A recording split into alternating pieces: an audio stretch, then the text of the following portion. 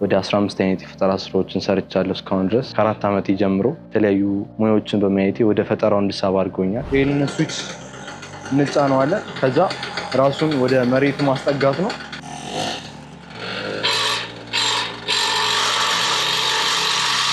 አሁን ራሱ ቫይብሬት እያደረገ ነው ማለት ነው። ምን ያህል ውጤታማ ነው? ተሞክሮበታል? ፍጆታቸው የኛው የድንች ማውጫ ማሽኑ በቤንዚን ነው። የራሴን ካምፓኒ አቋቁሜ ለማምረት ሀሳብ አለኝ። ይሄ የፈጠራ ስራ የመጀመሪያ የፈጠራ ስራ ከመሬት የድንች ማውጫ ማሽን ነው። ፈጠራ ሲባል ደግሞ ገዝቶ ወደ ገበያ ማቅረብ ሳይሆን ከአካባቢዎች ላይ ከተገኘ ቁሳቁስ ተጠቅመን ተግባር ላይ መዋል ነው። የሰራሁባቸው ማቴሪያሎች በቀላሉ ሀገራችን ውስጥ የሚገኝ ቁሳቁስ ነው የተጠቀምኩት። እገዛ ተደርጎልኝ በማቴሪያልም በፋይናንስም ድጋፍ ተደርጎ በደንብ ቢመረት የሀገራችን አርሶ አደሮች ብናሳርፋቸው ባይኔ። ይህንን በ50 ሺህ እና በ20 ሺህ ብር ብናቀርብላቸው ጥሩ ተቀባይነት ይኖረዋል። ለሽያጭ አውጥታቸዋል እነዚህን ማሽኖች? ከትምህርት ባሻገር ያለኝን ትርፍ ታይም ለሰዎች ኦቭኖች፣ የተለያየ ኮምፕረሰሮች ምናምን ጄኔሬተሮች ሰርቪስ አደርጋለሁ። ወደ አንድ ሳይድ እንደዚህ መሰብሰብ ነው ማለት ነው። ራሱ ላይ አሁን የዘንጋዳ ቢሆን ራሱ ወደዚህ እንደዚህ እየሰበሰበ እየቆረጠ ወደ አንድ ሳይድ ያቆምልናል ማለት ነው። በጣም ጥሩ ነው። ህብረተሰቡ ላይ ያለው ፊድባክ በርታ ነው፣ ጎበዝ ነው። በቃ የራሴ ስራ ምናምን ስላሌለኝ በማጠራቅሙ ሳንቲም ምናምን ነው ከቤተሰብ እየተሰጠኝ ምናምን ነው የምሰራው። ትዕዛዝ ቢመጣልህስ ትሰራለህ ወይ? አሁን ላይ ዋንጫ ተሸላሚ ነኝ። በየአመቱ ማምረት እንደሚቻል ወይም ግብርናው ላይ መስራት ይቻላል።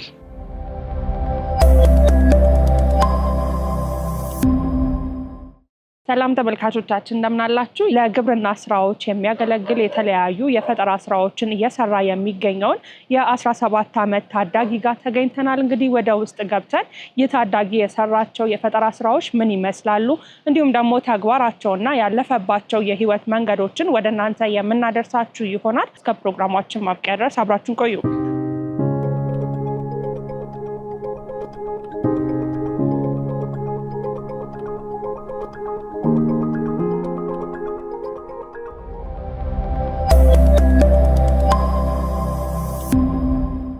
ሰላም እንደምን አለህ? እሺ እንደምን አለሽ? እግዚአብሔር ይመስገን። ዛሬ እንግዲህ ካንተ ጋር የሰራሃቸውን የፈጠራ ስራዎች ምን እንደሚመስሉ እንዲሁም ደግሞ ያለፍክባቸው የህይወት መንገዶች ምንድናቸው የሚሉትን ጠቅላላ ያሉ መረጃዎችን ለተመልካች ለማድረስ ነው ብቅ ያለው። በቅድሚያ እስቲ እንተዋወቅ፣ ስምህንና የስራ ድርሻህን። እሺ ስሜ እስጢፋኖስ አለምሰገድ እባላለሁ። የ12ኛ ክፍል ናቹራል ሳይንስ ተማሪ ነኝ። ወደ 15 አይነት የፈጠራ ስራዎችን ሰርቻለሁ እስካሁን ድረስ። 10ሩ ወደ የግብርና የእርሻ መሳሪያዎች ነው የሰራሁት። 5ቱ ደግሞ በኤሌክትሮሜካኒካል ዙሪያዎች የኤሌክትሪክ መበየጃ ማሽኖች ምናምን ሞዲፊክ እየሰራው ራሴ ሜንቴን እያደረኩ ሰራቸዋለሁ። እና አብዛኛው አሁን እየሰሩ ያለሁት በእርሻ ዙሪያ ነው። የእርሻ መሳሪያዎች ነው እየሰሩ ያለሁት። ልክ ማረሻ ምናምን፣ የዶሮ መኖ ማቀናበሪያ ማሽን፣ የማጨጃ ማሽኖች፣ የተለያዩ ፈጠራ ስራዎችን ሰርቻለሁ እስካሁን ድረስ። ከበፊት ጀምሮ ከ4 ዓመት ጀምሮ አባቴ ሜካኒክ ነውና ወደ የተለያዩ ይሄ የሜካኒካል ስራዎች ያሰራ የነበረ ወይም ገራዥ ሄድ ነበር። ከ4 ዓመት ጀምሮ የተለያዩ ሙያዎችን በማየቴ ወደ ፈጠራው እንድሳብ አድርጎኛል። በጣም ጥሩ። እንግዲህ ያው የፈጠራ ስራ ሲባል ከልጅነት ይጀምራል። ከአንዳንዶቹ ደግሞ ሌሎችን በማየት የሚጀምሩ አሉና አንተ ያው ከቤተሰብ እንደሆነ በተወሰነ መልኩ እየገለጽክልኝ ነበረ። ምናልባት አሁን ላይ ያለህበት አመት ራሱ ስንት ነው ብሎ ተመልካች መጠየቃቸው አይቀርምና ስንት አመት ነው አሁን? አሁን 17 ዓመቴ ነው። በጣም ጥሩ። ስለዚህ በ17 ዓመት 15 የሚያህሉ የተለያዩ የፈጠራ ስራዎችን ሰርተሃል ማለት ነው። በጣም ጥሩ። እንግዲህ ችግር ፈቺ የሚባሉ ለግብርና የሚያገለግሉ ማሽኖችን በምን አይነት ሁኔታ ነው የሰራኸው፣ እንዴት ነው የሰራኸው የሚለውን እና የህይወት ተሞክረው ራሱ ምንድን ነው የሚለውን ከአንተ አንደበት እንስማና እስቲ ካጀማመርህ እንነሳ። ከልጅነት ጀምሮ ነው ስራዎችን እየሰራክ የመጣኸውና ምን ይመስል ነበረ? ትምህርት አለ፣ ከዛ ደግሞ ይህንን ስራ መስራት አለና ከቤተሰብ ጋር ራሱ ያለው አቀባበል ምን ይመስላል? እስቲ ከወደኋላ መለስ እንበልና እሱን እናንሳ። እሺ ያው ቅድም እንደነገርኩሽ ከልጅነት ጀምሮ ገራዥ በመሄድ አባቴ ሜካኒክ ነውና እዛ ገራዥ ቦታ ላይ በመሄድ የተለያዩ መኪና ሲፈታ ሲገጠም አያል የተለያዩ ሞተር ሲወርድ ካምቢዮ ሲወርድ ያንን ሜንቴን ሲያደርጉን አያለውና ላይክ የዛሬ 7 ዓመት በፊት እንደዚህ ሰራ ነበርና በልጅነት ጀምሮ 4 ዓመት እያለሁ ነው ገራዥ መሄድ የጀመርኩት። ላይክ ከዛ በመሄድ የተለያዩ የሜካኒካል ቅስሞች በደንብ አግኝቻለሁ ማለት ይቻላል።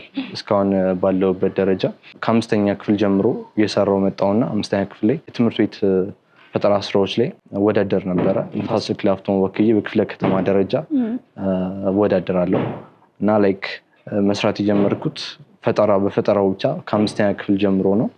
ከዛ በኋላ ያለው ጋራጅ በመሄድ የተለያዩ የሜካኒካል ቅስሞችን አግኝቻለሁ። በጣም ጥሩ። ከቤተሰብ የነበረ ድጋፍስ ምን ይመስላል?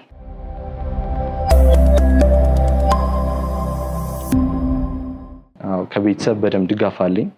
አባቴም እናቴም ሙሉ ፋሚሊዎቼ በደንብ ይደግፉኛል። ላይክ ስራውን ሞር እንዳውቀው ይገፋፉኛል። በጣም ጥሩ። እንግዲህ ከሰራሃቸው ስራዎች ውስጥ አንደኛውን እዚህ ጋር እየተመለከትነው ነው እና እስቲ አጠገባችን ላይ ያሉት የፈጠራ ስራዎች ለምን የሚያግዙ ማሽኖች ናቸው የሚለውንና አጠቃቀሙን ጭምር እስቲ እናንሳ። ይሄ የፈጠራ ስራ የመጀመሪያ የፈጠራ ስራ ከመሬት የድንች መውጫ ማሽን ነው። ያው በሀገራችን አካባቢ ድንች ሲመረት መሬት ውስጥ ከተመረተ በኋላ በሞፈርና በዶማ እየተቆፈረ ነው የሚወጣው።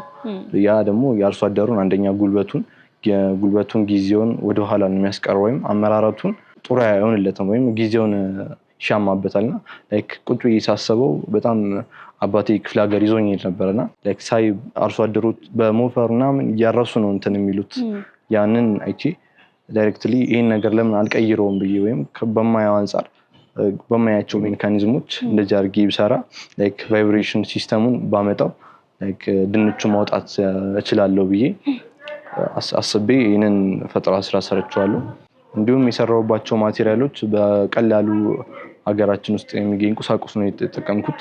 እንዲሁም ኢንጂኖች፣ ጄኔሬተር 800 ጄኔሬተር እና ሚኒ ኢንዱስትሪ ጄኔሬተር፣ የውሃ ፓምፕ፣ አሮጌ የውሃ ፓምፕ ራሴ ሜንቴን አድርጌ ራሴ ገጥሜ ነው። ሌሎች ዌልዲንጎች ራሴ በያይጃቸው ብረቶቹን ራሴ በይጄ ነው የሰራኋቸው። ይህን ይመስላል። ሁለተኛው የፈጠራ ስራ ደግሞ ማጨጃ ማሽን ነው። በጣም ለአርሶ አደሩ ትልቅ ጠቀሜታ ያለው ማሽን ነው። ያው ስቲል አሁን ድረስ በኮምባይነር ነው የሀገራችን አርሶ አደሮች ያን ኮምባይነር ለመግዛት አንደኛ በኮስትም ደረጃ አቅማቸው አይችልም እና ላይክ በማጨር ነው የሚያጭሩት እና ላይክ ያ ደግሞ ከጊዜም ከጉልበትም ከአቅምም ትንሽ ወደኋላ ያስቀራልና ላይክ ያንን አስቤው ግራይንደር አምጥቼ ሲቆርጡ ምናምን ብረት ሲቆርጡ አይቼ ያንን በዘንግ አድርጌ ላይክ ጄኔሬተር ነው ኢንጂን ላይክ ከኮምባይነር ደረጃ ኮምባይነሩን ከ8 ሚሊዮን 6 ሚሊዮን ብር ድረስ ነው የሚገዛው። ያን ደግሞ የሀገራችን አርሶ አደር ትንሽ ከባድ ነውና ይሄንን በ50 ሺህ እና በ20 ሺህ ብር ብናቀርብላቸው ጥሩ ተቀባይነት ይኖረዋል ብዬ ስላሰብኩ ነው የሰራሁት።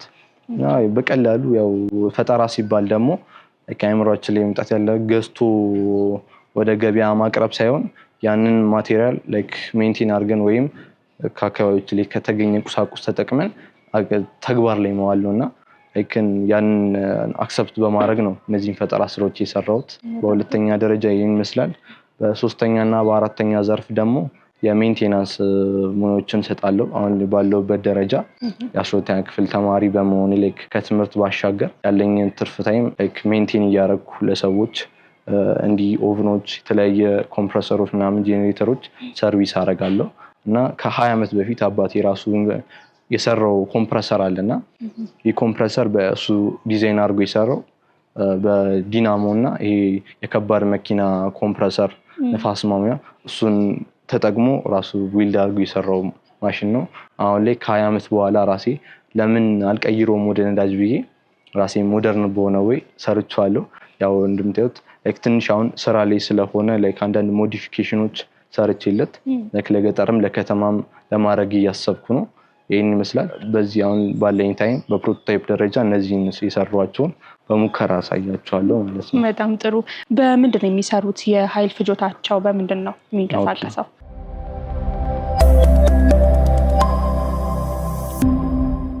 ፍጆታቸው ይሄኛው የድንች ማውጫ ማሽኑ በቤንዚን ነው። ጄኔሬተር የሚወስደው ቤንዚን ነው። ይህንን አሁን ወደፊት ቤንዚን የሀገራችን ሁኔታውን ቤንዚን አሁን ብዙም ለመገኘት ወይም አርሶ አደሩ ገዝቶ ለመጠቀም ትንሽ አቅም እንትን ሊለው ስለሚችል ወደፊት በናፍጣ አደርገዋለሁ ብዬ አስቤያለሁ ካማ ኢንጂን። አሁን ግን ለሙከራ ያክል በቤንዚን ኢንጂን ሰርቼዋለሁ። ያኛው ውሃ ፓምፕ ሲነሳ ወይም ያኛው ዲናሞ ሲነሳ ወደዚህኛው ይሰካል ሶኬት። ይሄኛው ሶኬት ከዚህኛው ጄኔሬተሩ ከአውትፑቱ ይወስዳል ማለት ነው። በጣም ጥሩ። ምን ያህል ውጤታማ ነው? ተሞክሮበታል? ያ ሞክሬያለሁ በደንብ በሙከራ ደረጃ እንዲሁ ቆፈር አድርጌ አፈራማ ቦታ ላይ ድንቹን ተክዬ እንዲያወጣ አድርጌ ቴስት አድርጌዋለሁ። ላይክ ፉሊ ይሰራል፣ ተሞክሮበታል። በጣም ጥሩ። ለሽያጭ አውጥታቸዋል እነዚህን ማሽኖች? አንዱን የፈጠራ ስራዬን አውጥቼው ነበረ። በቤተሰብ ደረጃ እንዲህ እርሻ ያለው ሰው ገዝቶኛልና ሰፖርት እንደማድረግ ያክል አድርገውኛል። በጣም ጥሩ። ለስታርታፕ ስለሆነ ብዙም አሁን ሽያጭ ላይ አልወጣሁም፣ ለዛ ነው። በጣም ጥሩ። ወደፊት ታዲያ እስጢፈን ምን ላይ እንጠብቀው? ማለትም ደግሞ የፈጠራ ስራዎች ግብርና ላይ እንደሚያተኩሩ እየገለጽክልኝ ነበርና ምን የመስራት እቅድ አለ? እንዲሁም ደግሞ ያው ተማሪ ነህ፣ ጎን ለጎን ደግሞ ይሄንን ነውና የምትሰራው። ምን አይነት ሀሳቦችን ነው ይዘህ ለመምጣት እቅዱ ያለ? መጀመሪያ እቅዴ በደንብ ማምረት እፈልጋለሁ። በደንብ እገዛ ተደርጎልኝ በማቴሪያልም በፋይናንስም ድጋፍ ተደርጎ በደንብ ቢመረት የሀገራችን አርሶ አደሮች ብናሳርፋቸው ባይኔ። ሞር አሁን ከ100% 85% ግብርና ላይ ብዙም እየተሰራበት ስላልሆነ እንደዚህ አይነት ማሽኖች ሀገር በቀል የሆነ ማሽኖች እየሰሩ ለገበያው ማቅረብ ያው ብዙም ጠቀሜታ ስላለው ያን አስባለሁ ነው። ወደፊት በደንብ ካምፓኒ ደረጃ የራሴን ካምፓኒ አቋቁሜ ለማምረት ሀሳብ አለኝ። በጣም ጥሩ። እንግዲህ ማሽኖቹን የተመለከትናቸው ነው ለግብርና የሚያገለግሉ፣ እንዲሁም ደግሞ በቀላል ማቴሪያል የተሰሩ ይመስላል ስንመለከተው እና ፈጠራ ስራ ደግሞ በቀላሉ የሰዎችን ህይወት ሊያቀል የሚችሉ ነገሮችን መስራት እንደሆነ በትንሹም ደግሞ የገለጽክልኝ ነበር። ምናልባት ወደ አንተ ስራዎች እንምጣና ይህንን ማሽን በምን ያህል ኮስት ሊያወጣ ይችላል ብለህ ታስባለህ? ሰዎች ቢፈልጉ ወይንም ደግሞ ትዕዛዝ ቢመጣልህስ ትሰራለህ ወይ? አሁን ላይ ቅድም እንዳነሳ ነው የ12ኛ ክፍል ኢንትራንስ ኤግዛም ወሳጅ እንደመሆኔ ከኔክስት ይር ጀምሮ በደንብ በማምረት በካምፓኒ ደረጃ ሊሆን ይችላል ሚኒ ራሴን ካምፓኒ ከፍቼ እያመረትኩኝ ከ30,000 እስከ 50,000 ድረስ ባለው ሬንጅ ውስጥ እነዚህ ማሽኖች ቢመረቱ አርሶ አደሩም ተቀባይነት ይኖረዋል። ከገንዘብም ከአቅምም ደረጃ ሞር ገዝቶ መጠቀምን ይፈልጋል እና እንደዛ አስባለሁ። በጣም ጥሩ። ለአጠቃቀም ምን ያህል ቀላል አድርገህ ነው የሰራኸው? ያው ለአጠቃቀም አሁን እኛ አስቤ የነበረው በፒሲ ራሱ ሌላ ሶፍትዌር ተጭኖለት ሌላ አውቶ ፓይለት ወይም አውቶኖመስ ሲስተም ገጥሜለት ራሱ ገበሬው ጥላ ስር ሆኖ ፒሲ ላይ ሴታፕ ያደርግለታል። የአንድ የሄክታሩን መሬት ጽፍለታል። ያንን ሄክታር አንብቦ ራሱ የድንች ማውጫ ማሽን ቆፍሮ አውጥቶ አበጥሮ ድንቹን ተፍቶ መጥቶ ካጠገቡ እንዲቆም ነበር ያስብ የነበረው። ግን የኛ ሀገር አርሶ አደሮች አብዛኛው ከገጠራማ አካባቢ ላይ ኔትወርክ ላይኖር ስለሚችል ኤሌክትሪካል ሜካኒዝም ወደ ሜካኒካል ቀይሬ ነው የሰራሁት እና ሞር እንደዛ ቢሆን አርሶ አደሩ ኦፕሬት ለማድረግ አይቸገርም እና ያን በማሰብ ነው የሰራሁት። በጣም ጥሩ። ሲያጠቃቀሙ ምን እንደሚመስል ደግሞ በተወሰነ መልኩ አሳየንና ተመልሰን ደግሞ ካንተ ጋር እንገናኛለን። እሺ።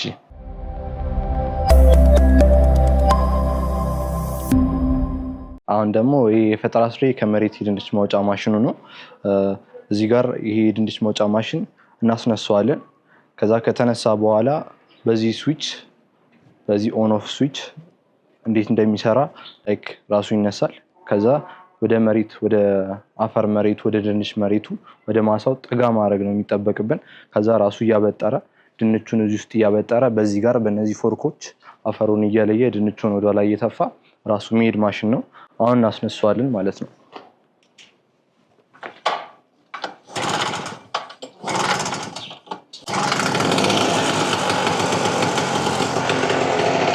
አሁን እዚህ ጋር ካስነሳን በኋላ ዳይሬክትሊ ይሄ ሶኬት ተሰክቷል። አሁን የምናደርገው እዚህ ጋር ይሄንን ስዊች እንጫነዋለን። ከዛ ራሱን ወደ መሬቱ ማስጠጋት ነው። ካስጠጋነው በኋላ ራሱ እየተፋ አፈሩን እየለየ ይሄድልናል ማለት ነው።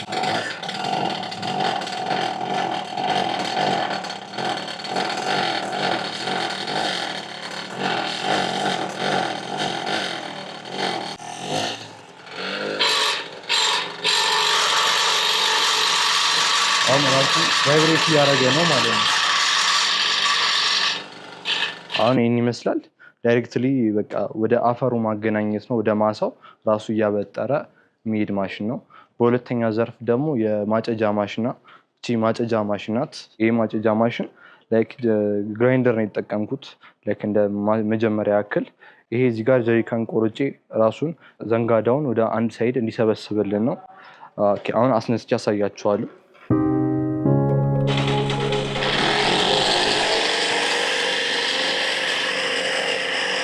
ወደ አንድ ሳይድ እንደዚህ መሰብሰብ ነው ማለት ነው። ራሱ ላይ አሁን የዘንጋዳ ቢሆን ራሱ ወደዚህ እንደዚህ እየሰበሰበ እየቆረጠ ወደ አንድ ሳይድ ያቆምልናል ማለት ነው። እና ላይ አሁን እኔ እዚህ ጋር ፓወራውን እርሻ ውስጥ ላይኖር ይችላል፣ መብራት ላይኖር ይችላል እና እንደዚህ አይነት ሚኒ ጄኔሬተር ተጠቅሜ ላይክ አንድ ቦታ ቁጭ ይላል። አርሶ አደሩ አንድ ቦታ ያስነሳዋል። ያን ጄኔሬተር ወደ አንድ ሳይድ ላይክ እንደዚህ ይሄንን ሃንድል ይዞት ወደ አንድ ሳይድ እየሰበሰበ ስራውን መስራት ይችላል። ይሄን ይመስላል።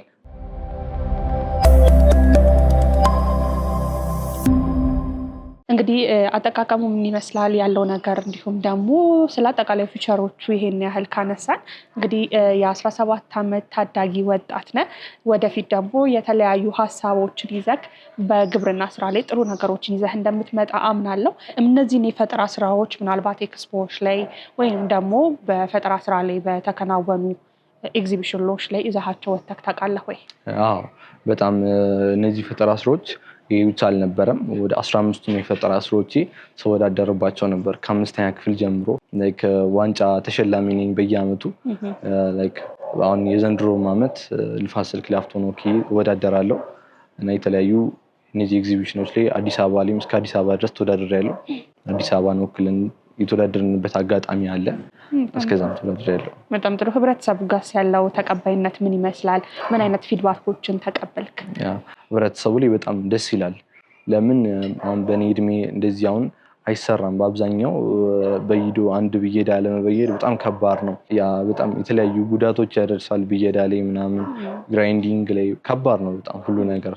ግን ላይክ እኔ ከልጅነቴ ጀምሮ ስለነበረ ምሰራ የነበረው ብዙም አሁን ላይ ለመስራት አያቅተኝም እና በጣም ጥሩ ነው። ህብረተሰቡ ላይ ላይክ ያለው ፊድባክ በርታ ነው፣ ጎበዝ ነው። በቃ ላይክ አርሶ አደሩ ላይክ ባክቦን ኦፍ አፍሪካ የሚባለው ላይክ 100% 95% ላይክ ከምንበላው ጀምሮ የሚዘጋጀው ይሄ ቢደገፍ ምርታማነቱ እየጨመረ ነው የሚመጣው እና አሪፍ ነው የህብረተሰቡ አደጋገፍ። እንግዲህ ብዙ የፈጠራ ስራዎች ስኬታማ ናቸው። እንዲሁም ደግሞ ብዙ አይነት ነገሮች ደግሞ ከስኬቱ ጀርባ ብዙ ቻሌንጆችን ታሳልፋለህ ብዬ አስባለሁኝ እና እስጢፍ እስካሁን ከመጣበት የህይወት መንገድ ውስጥ የፈጠራ ስራዎች ውስጥ ምን አይነት ቻሌንጆችን አስተናግዷል ማለት እንችላለን?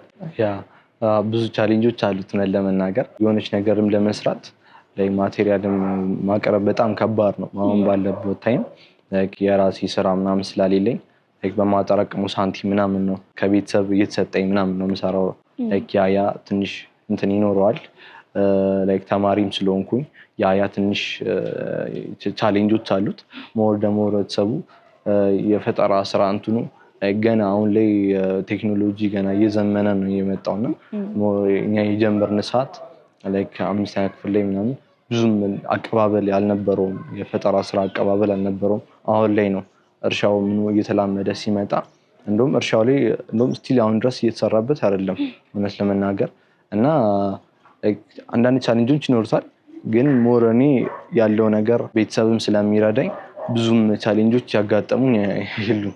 በጣም ጥሩ። እነዚህን ስራዎች መመልከት የሚፈልጉ አንተን ማገዝ የሚፈልጉና በዚህ የስራ ዘርፍ ላይ ተሰማርተው ያሉ ማሽኖቹን ማየት የሚፈልጉ እንዴት ነው አንተን ማግኘት የሚችሉት? ከአንተ እንዴት ነው ተገናኝተው ያሉትን ነገሮች ማወቅ የሚችሉት? እኔን ማግኘት የሚፈልጉ በ0977 77 4068 ላይ ደውለውልኝ ወይም ቴሌግራም ላይ ቢጽፉልኝ ያለውን ከኔ ጋር ማውራት ይችላሉ። ወይም ስለ ፈጠራ ስራዎች አንዳንድ ልገልጽላቸው እችላለሁ እና ለወደፊቱም ማምረት እንደሚቻል ወይም ግብርናው ላይ መስራት ይቻላል። በጣም ጥሩ። እንግዲህ ያሉትን የፈጠራ ስራዎች ይሄን ያልተመለከትን፣ ወደፊት ደግሞ በማሽን ደረጃ በካምፓኒ ደረጃ እየሰራክ ለገበያ ስታቀርብ ደግሞ በደንብ ካንተ ጋር መተን ቆይታ እንደምናደርግ ተስፋ አደርጋለሁኝ። በመጨረሻ ግን ማስተላለፍ የምትፈልገው መልእክት ካለ እድሉ ልስጥህና እዚህ ጋር እናብቃ። ቴንክ ዩ ሶ ማች። እናንተንም እዚህ ድረስ መጣችሁ እንደዚህ አይነት ኢንተርቪው ስላዘጋጃችሁልኝ አመሰግናለሁ እና ፋሚሊዎቼ በጣም ሰፖርት ያደርጉኛል፣ ውጭም እዚህም ሀገር ውስጥም ውጭም ያሉት ቴንክ ዩ ሶ ማች። እንዳጠቃላይ ደግሞ ሲረዱኝ የነበረው በህብረተሰቡ ደረጃ በአጠቃላይ ሰፖርት እያደረጉኝ የነበረው ቴንክ ዩ ሶ ማች ማለት ፈልጋለሁ። በጣም ጥሩ እንግዲህ በቀጣይ ደግሞ በሌሎች ስራዎች አድገ በካምፓኒ ደረጃ እንደምንገናኝ ተስፋ አደርጋለሁ። ለዛሬ ግን ፈቃደኛ ሆነህልን ያሉትን የፈጠራ ስራዎች ልታስጎበኘን እዚህ ድረስ ስለጠራህን እጅግ አድርገን እናመሰግናለን። ክቡራትና ክቡራን ተመልካቾቻችን በዛሬው የገበያ ቢዝነስ ፕሮግራማችን የ17 ዓመት ታዳጊ ለግብርና የሚያገለግሉ የተለያዩ የፈጠራ ስራዎችን በምን አይነት ሁኔታ እየሰራ ይገኛል ብለን ወደ እናንተ ያደረስነው ፕሮግራም የተከታተላችሁትን ይመስል ነበረ። እነዚህን የፈጠራ ስራዎች መጎብኘት እና ማየት የምትፈልጉ ተመልካቾቻችን ከስር በምናስቀምጠው ስልክ ቁጥር በመደወል የፈጠራ ስራዎቹን ማየት ትችላላችሁ። ስለነበረን ቆይታ እጅግ አድርገን እናመሰግናለን። ሰናይ ጊዜ ይሁንላችሁ።